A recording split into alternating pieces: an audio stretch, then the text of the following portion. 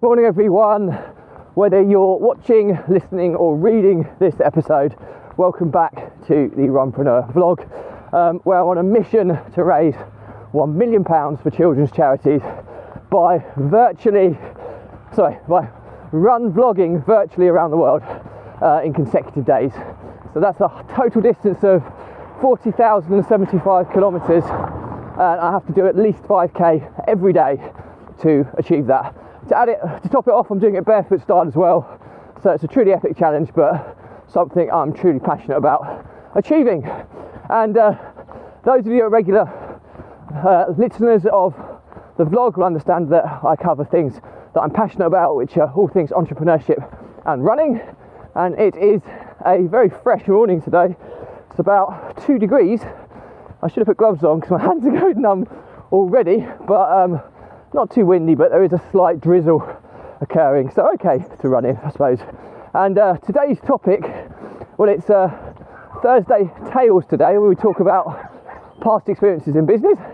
And today's topic is my block of flats nightmare part 2. So as always, if you like this episode, give it a like and a subscribe, and let's get started.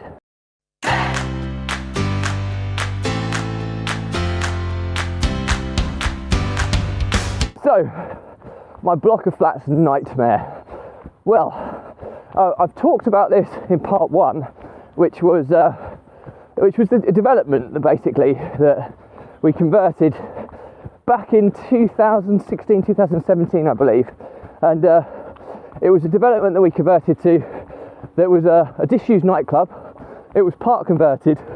The builder had a fall on site when he was converting it to 9 apartments, and he looked to sell because he had a fall on site and he couldn't continue doing the work. So the deal was fantastic. I mean, the figures were immense. I mean, the purchase price was 650,000. The refurb should have been, or the renovation cost should have been no more than 150, and the GDP, or the GDV, sorry, the development value was supposed to be 1.2 million. So it should have been about 400k that was in this as clear if we did it on time. Now, myself and my now ex-business partner, and we broke up because of this development. I've been in business with him for the best part of 10 years, and we got educated with how to do developments and how to do commercial to residential conversions. And both myself and my business partner went on these courses. We had a network of people around us who were quite experienced in this. So we'd done everything right up to that point. It was now, let's take on the first development. We were experienced property investors, had a big portfolio at the time, not as big as it got to, but we would have had at the time 60 or 70 units that we owned or controlled. So we were fairly experienced in that front. Done a lot of kind of renovation, low-level refurbishment type of work. A lot of HMOs, so which we knew what we were doing. And the issue was that this development was up in Lytham St Anne's, which is right in the northwest. I live in Cambridge, so 4-hour distance between the two. Now, my business partner at the time lived in central Manchester, which is about 45 minutes away from development. So we made a decision that he was going to take control of this development and he was going to run with it, because operationally it would have just been too difficult for me to do, and I would continue to run the rest of the business, ensuring that we maintained our profit levels, etc. And he was happy with that. We also looked at the process of project management, and he decided that he was going to project manage it, not bring a project management firm in, because we were going to try and save some cost there, which would increase the margin. And so it all sounds quite good up to that point. And then what happened was pretty horrendous, really, in that I had to trust somebody that to run a project or development whereby I'd signed up to personal guarantees and everything when we bought this building. So I was heavily exposed, and you're talking about somewhere, not too far off £1 million worth of debt that would eventually go into this, when you factor in the development costs, the bridging finance, all the type of ins and outs of it. And I trusted somebody else to completely run with this. okay, I'd been in business with him for 10 years, so you'd assume that I'd know enough about him to be able to do it. I was a little bit concerned, I'm not going to lie, but I thought, you know what, we've gone so much together, I think this is the next logical step, so trusted it. And then what transpired was just an incredible mismanagement of the development, and how I was blinded to it still amazes me to this day. Now, my ex-business partner, he'd just found a new partner, and I think between the lines, he was probably trying to provide a standard of life that he currently wasn't able to provide. And what was ultimately happening is he was bringing in different contractors, and he'd bring in different contracting firms, and one contractor would start, do a haphazard job, leave, the next one would come in, and all of this is eating away at the development funds and not getting the level of work done to the required standard. And in the end, he got a final team of contractors in, and then what transpired is that very little work was being done on site, and I later find out that the development funds were being skimmed. They were being paid across to this dodgy contractor, who was then sharing the proceeds with my ex-business partner, which is horrendous. It's just like a huge kick in the teeth. You know, this is like a brother, somebody who, you know, you'd have trusted with your life, and to have that happen, and not just with one contractor, but with multiple contractors, and it then gets to a stage where you have to refinance out the first lender, and you've got such a higher debt associated with the property because of the finance costs.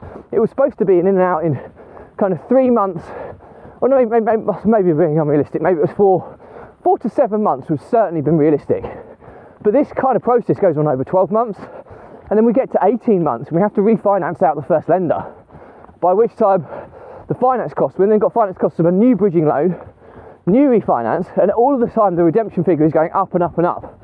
So after the first refinance and the overrunning by the best part of a year, and the fleecing of that I've experienced from my ex-business partner, we're then into a situation where something we should have cleared 400k, it's like almost a break-even deal.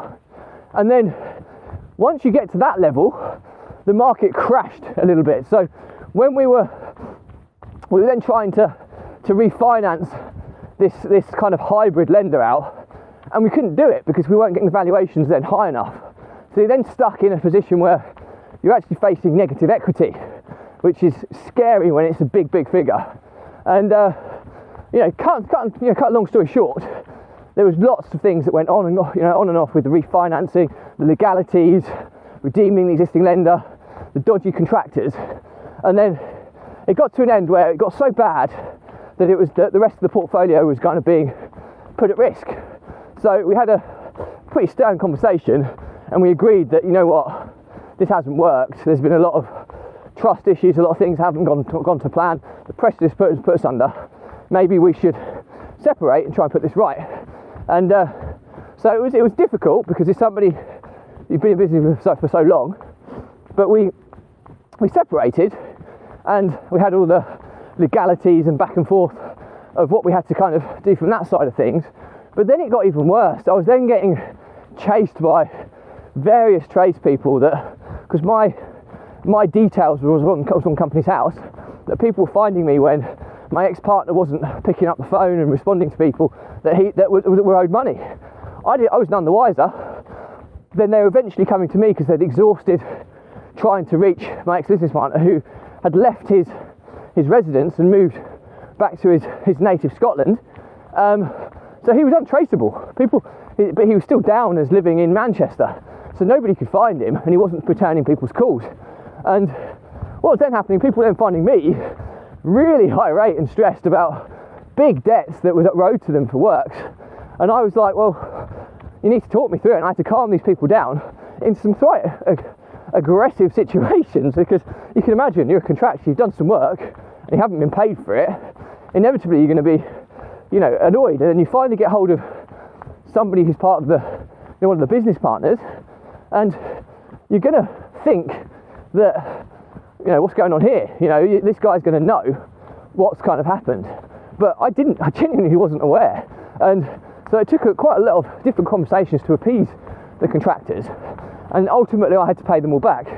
And I didn't have the money at the time because we were footing ridiculous finance costs. All the profits that were being made in the portfolio were almost being burned in paying finance costs to keep the development from going under.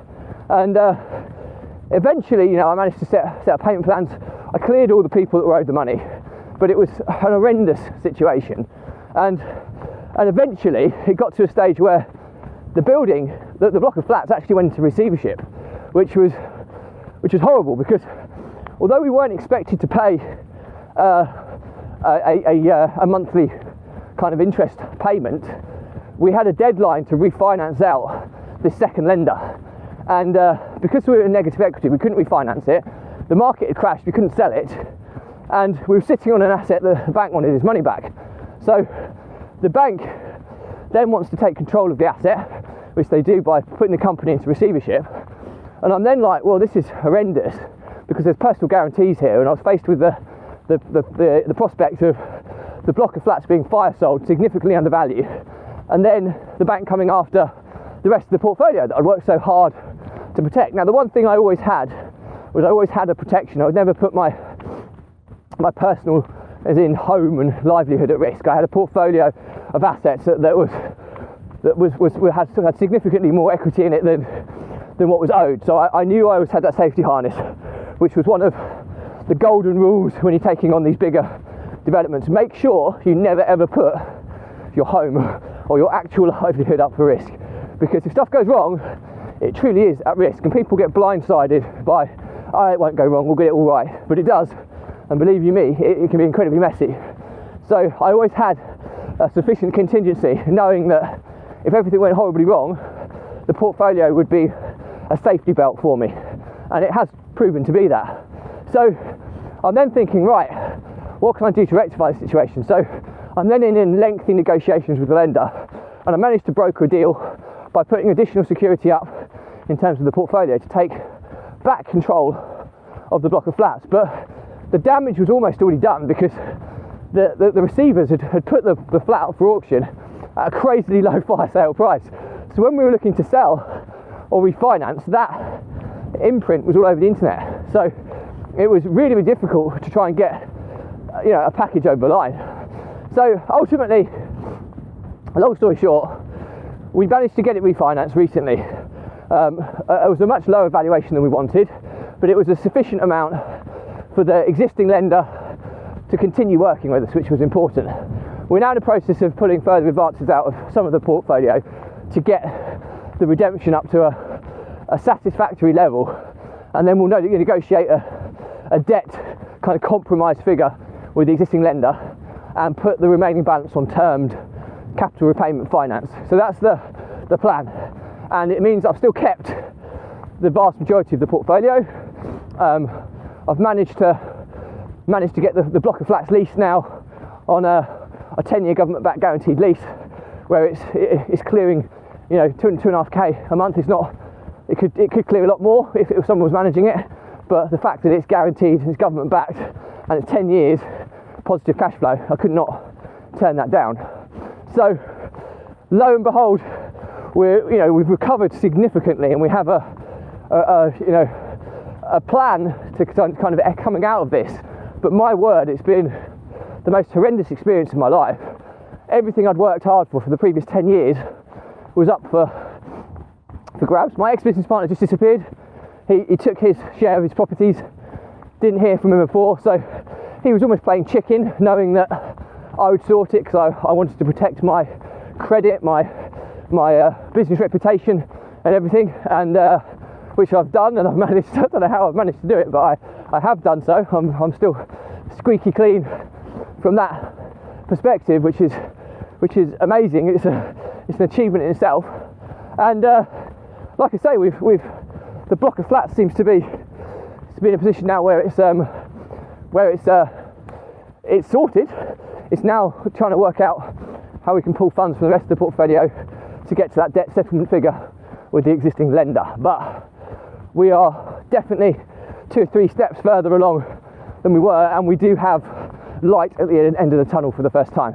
Now, on the flip side of that, I've been building all these other businesses in the background, which are all starting to do really well, and so my actual position is really quite strong, and I've kind of diversified, and I've offset the risk of that development by creating new assets, which I'm confident of coming out of this with my portfolio intact and a satisfactory outcome. However, the profitability of the portfolio will have reduced a degree because it's paying back capital repayment finance that's relatively high interest rate, so that has to be factored in. But I could have just sat and focused on that, but I've managed to build additional businesses that are now assets, which protect my position moving forwards. And even if worst case scenario happened and we lost the portfolio, or or the block of flats all had to go and be sold, whatever, I've still got a portfolio of businesses which